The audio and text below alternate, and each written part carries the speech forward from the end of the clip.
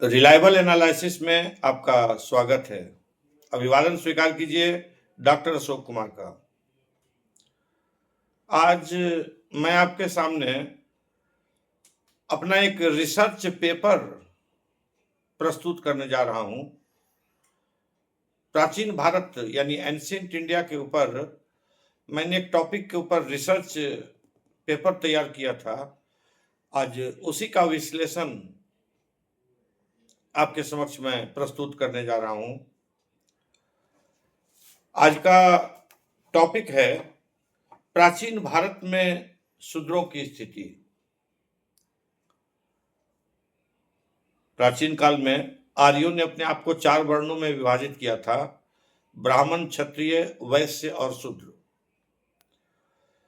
तो इसमें सर्विस यानी सेवा का कार्य शूद्र वर्ण के पास था।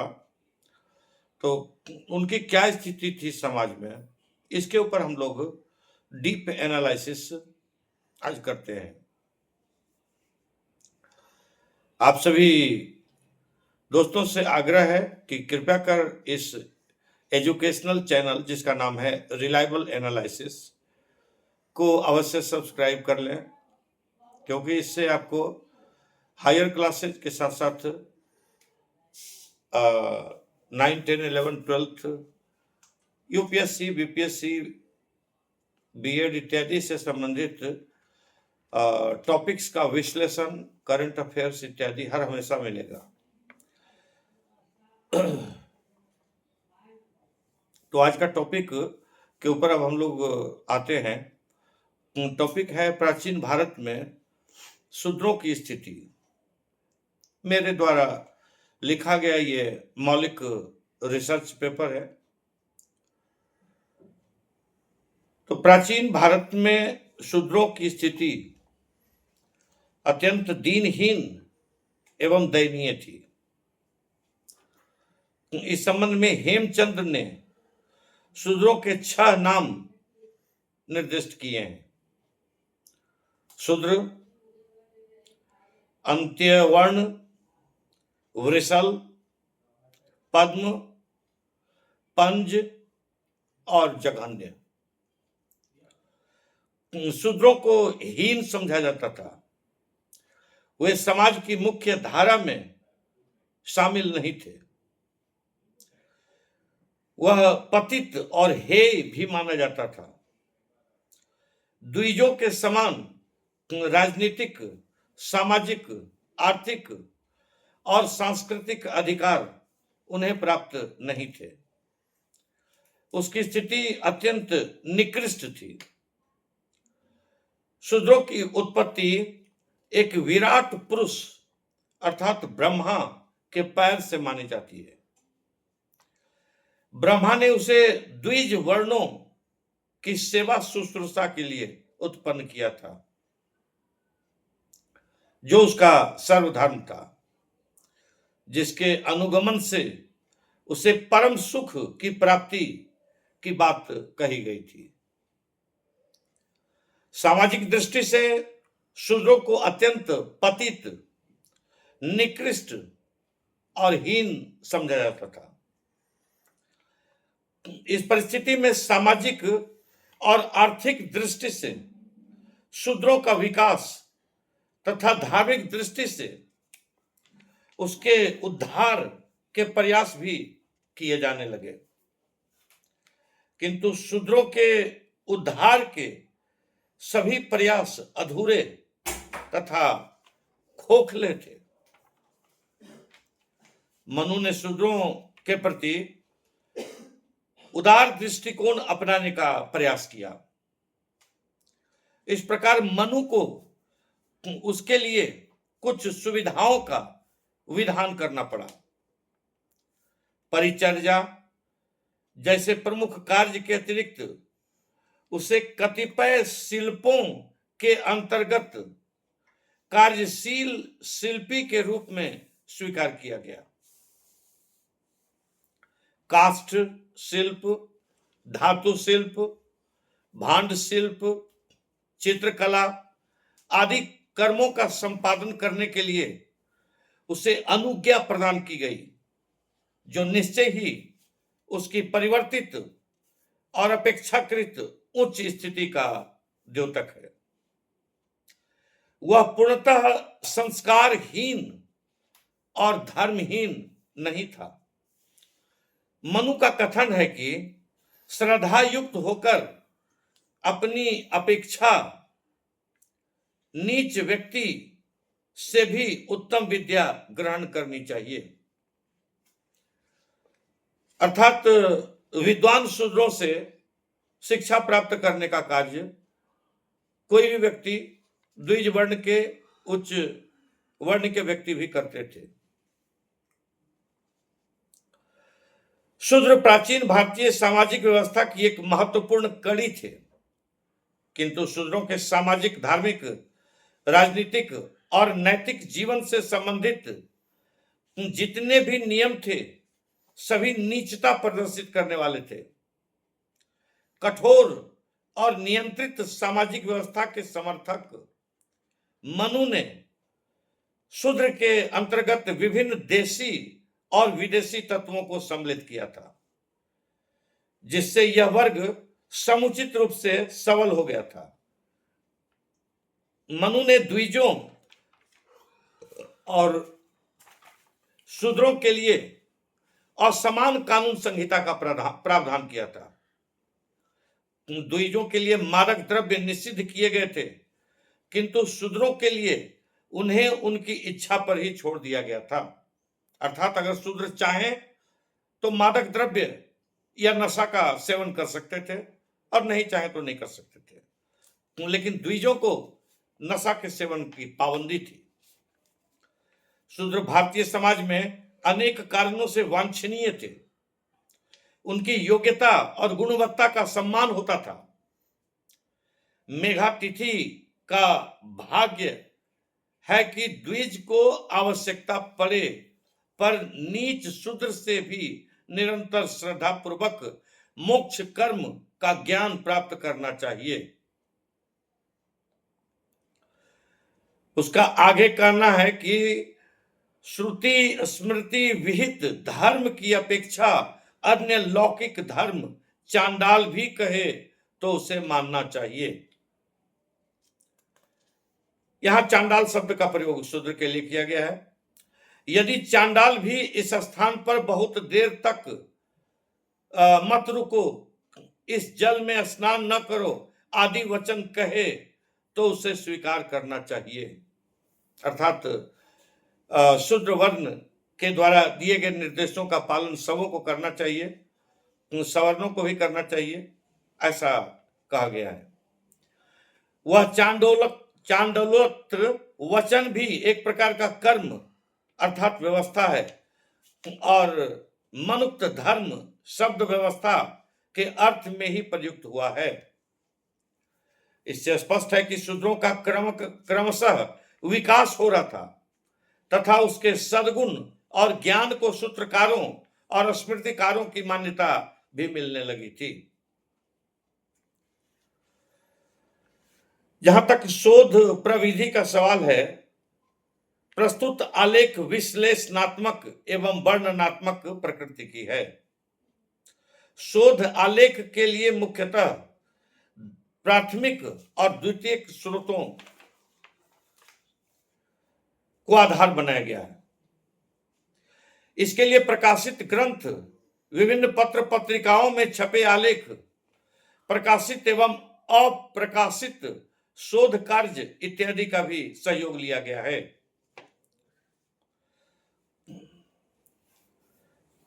तथ्य विश्लेषण का कार्य जब करते हैं, ऋग्वेद काल में शूद्रों की स्थिति अत्यंत संकुचित और दयनीय थी।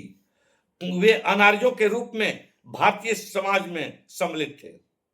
अनार्यों को दास, दस्तु या असुर कहते थे। उन्हें पिशाच और राक्षस भी कहा जाता था, जो युद्ध में भयानक चित्कार करते थे। अनार्यों को काले रंग वाले और बिना नाक के या चपटी नाक वाले लोग भी कहा जाता था।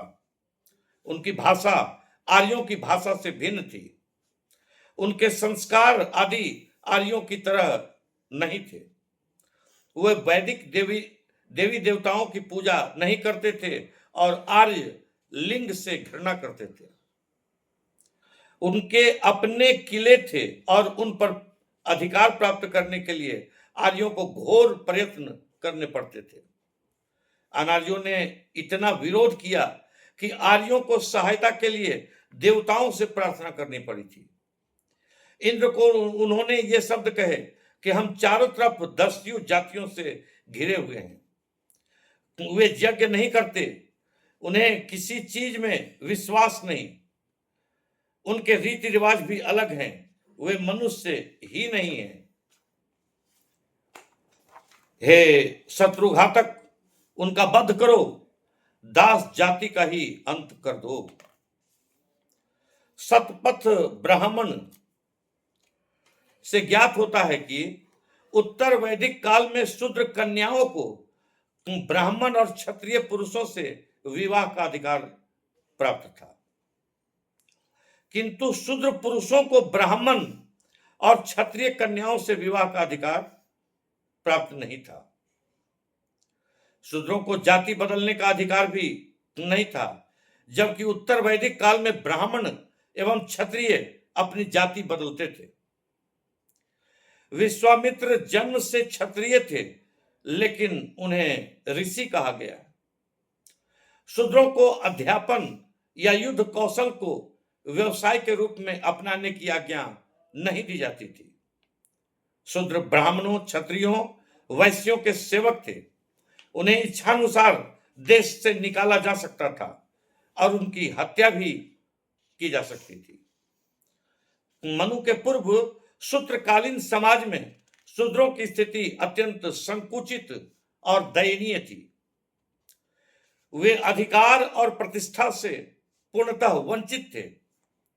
उनकी तुलना पशुओं से की गई थी, किंतु महाकाव्य काल में उनकी दशा में कुछ सुधार हुआ। कट्टरपंथी और कठोर विचारों के विपरीत इस युग में शूद्र समुदाय की अवस्था पहले की तुलना में सुधरी थी। समाज में उनका आदर और सत्कार आरंभ हो चुका था। युधिष्ठिर ने अपने राजसूय यज्ञ में शूद्र प्रतिनिधियों को भी आमंत्रित किया था। वाणिज्य, व्यापार, उद्योग, पशुकर्म करने के लिए उन्हें अनुमति मिल गई थी। यज्ञ संपन्न करने के लिए भी उन्हें स्वीकृति मिल गई थी। शूद्रों का शिल्पी वर्ग बौद्ध युग में भी था, जो विभिन्न शिल्पों से संबद्ध होकर समाज में प्रतिष्ठित था। उनके पेशे और शिल्प कालांतर में आनुवंशिक हो गए। उस युग में ऐसे शिल्प प्रधान अनेक जातियां बन गई थी। तनंतु वाय अर्थात बुनकर, तथ्यक अर्थात बढ़ई, कमार अर्थात करमार या लोहार, दंतकार, कुंभकार यानी कुम्हार आदि व्यवसाय के अनुसार अनेक वर्ग बन गए थे। शूद्रों के अधिकारों का वर्णन पुराणों में भी मिलता है। पुराणों में वर्णित है कि उन्हें दान करने की भी अनुमति प्रदान की गई है तथा इंद्रिय निग्रह के साथ मोक्ष प्राप्ति का भी उल्लेख किया गया है। व्यवहारिक तौर पर इससे शूद्रों की स्थिति में कोई उल्लेखनीय सुधार दृष्टिगोचर नहीं होता है, बल्कि शूद्रों के धार्मिक अधिकारों से ब्राह्मणों के महत्व में ही वृद्धि हुई। शूद्रों के प्रति इस उदारता का कारण ब्राह्मण विरोधी धर्मों का उदय था, जिन्होंने उदारतावादी जाति सिद्धांत को आत्मसात किया। फलतः हिंदू धर्म शास्त्रकारों और स्मृतिकारों को कठोर और रूढ़िवादी होते हुए भी शूद्रों के प्रति उदार भावना का अनुगमन करना पड़ा। मनुस्मृति में वर्णित है कि अनेक शूद्रों ने ब्राह्मण के निर्देशानुसार विशुद्ध आचरण और धार्मिक क्रियाओं को संपादित करना प्रारंभ कर दिया। ऐसे सन्मार्गी शूद्र मंत्रहीन पंच महायज्ञ धर्म का पालन करते हुए प्रशंसा के पात्र माने जाते थे। ऐसे शूद्रों की सामाजिक स्थिति में निरंतर वृद्धि होती गई। फलतः सन्मार्गी शूद्र वैश्यों की स्थिति तक पहुंच गए। वैश्यों और सद न्यायी शूद्रों में कोई विशेष अंतर नहीं रह गया। याज्ञवल्क ने तो मृत्यु के अशौच की अवधि वैश्य के लिए उतनी ही निर्धारित की जितनी सशूद्र के लिए। मौर्य काल में शूद्रों के कर्तव्य अधिक थे और अधिकार कम। इस काल में शूद्रों में बड़ा असंतोष था और वे कई प्रकार के जुर्म करते थे। कौटिल्य ने शूद्रों के कई प्रकार के जुर्मों का वर्णन किया है। कौटिल्य ने अपने अर्थशास्त्र में लिखा है कि कोई शूद्र अपने आप को ब्राह्मण कहे, देवताओं की वस्तुओं की चोरी करे, राजा का विरोध करे तो उसकी आंखें निकाल लेनी चाहिए अथवा 800 पन का जुर्माना किया जाना चाहिए। मौर्य काल में शूद्रों के एक भाग को नए उपनिवेशों में जमीनें दी गई। उन्होंने फसलें काटने का काम भी किया। उनसे जबरदस्ती बिना मजदूरी दिए काम लिया गया। शूद्रों को कोई राजनीतिक अधिकार न थे। शूद्रों के संबंध दूसरे वर्णों से अच्छे नहीं थे। ब्राह्मण उनसे घृणा करते थे और उन्हें नीच और धोखेबाज कहते थे। कौटिल्य ने चांडालों का भी जिक्र किया है। वे अछूत गिने जाते थे और उनको नगर या गांव के बाहर शमशान भूमि के समीप रहना पड़ता था। मौर्योत्तर काल में मलेच्छों को वैदिक धर्म में शामिल कर लिया गया। मूल रूप से ये मलेच्छ विदेशी थे। इस काल में शिल्पियों आदि को व्यक्तिगत स्वतंत्रता प्राप्त हो गई। वैश्यों और शूद्रों के नीच का अंतर कुछ कम हो गया, परंतु मनु ने शूद्रों के लिए बड़े कठोर नियम बनाए।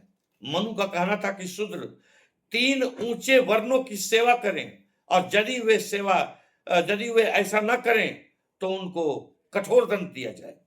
इस कठोरता के कारण शूद्रों में बहुत असंतोष था और वे ब्राह्मणों के विरुद्ध हो गए।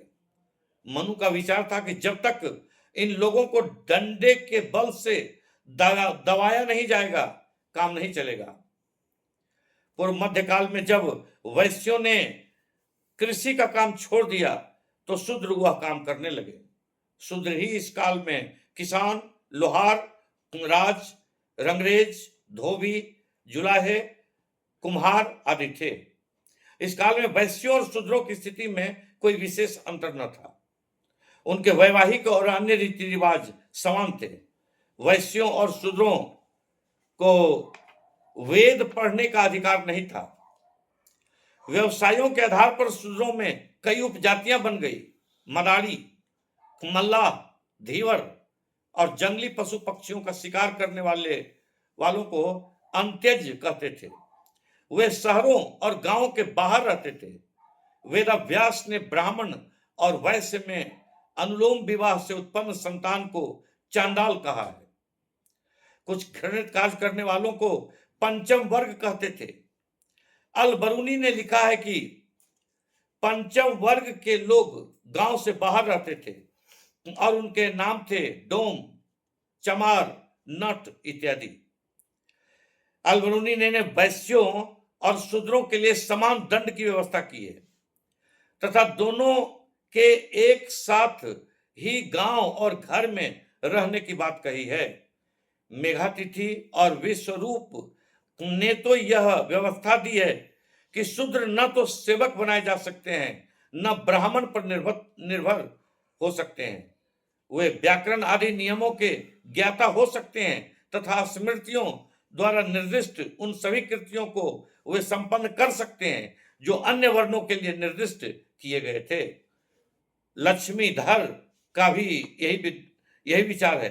उनके अनुसार पतित, ब्राह्मण, क्षत्रिय और वैश्य से विशुद्ध मन और मस्तिष्क वाला शूद्र श्रेष्ठ था। इस प्रकार इस रिसर्च पेपर के विश्लेषण से यह स्पष्ट है कि सत्य और विशुद्ध आचरण करने वाला शूद्र वर्ग असंदिग्ध रूप से समाज में वैश्य के समकक्ष आ गया तथा असत्य और दुराचरण करने वाला शूद्र वर्ग मलिन और हीन अवस्था को प्राप्त था। पूर्व मध्य युगीन व्यवस्थाकारों के विचारों से यह पूर्णतः स्पष्ट होता है कि तरयुगीन समाज में सदाचरण करने वाला शूद्रों की अवस्था निश्चित रूप से सुधरी थी। आपत्ति काल में शूद्र वैश्य वर्ण के कार्य अपना सकता था, किंतु शूद्र मूलतः द्विजों की दया पर निर्भर था। उनका सर्वोत्कृष्ट कर्म द्विज वर्ण की सेवा शुश्रूषा करना था। इसी के साथ इस रिसर्च पेपर के विश्लेषण का ये कार्य समाप्त होता है। बहुत बहुत धन्यवाद आपको। कृपया कर इस चैनल को सब्सक्राइब करें, क्योंकि इस प्रकार का गहन विश्लेषण का कार्य इस चैनल में हमेशा आपको मिलेगा, जो आपको बीए, एमए, रिसर्च करने वालों के लिए काफ़ी लाभप्रद होगा। साथ ही साथ जो भी बीएड, डॉक्टरेट इत्यादि करने वाले हैं उन सबों को, और कंपटीशन यूपीएससी या other provincial civil services examination की तैयारी करने वालों के लिए काफ़ी उपयोगी साबित होगा। धन्यवाद। वीडियो अगर पसंद आता है तो इसको लाइक और शेयर करें।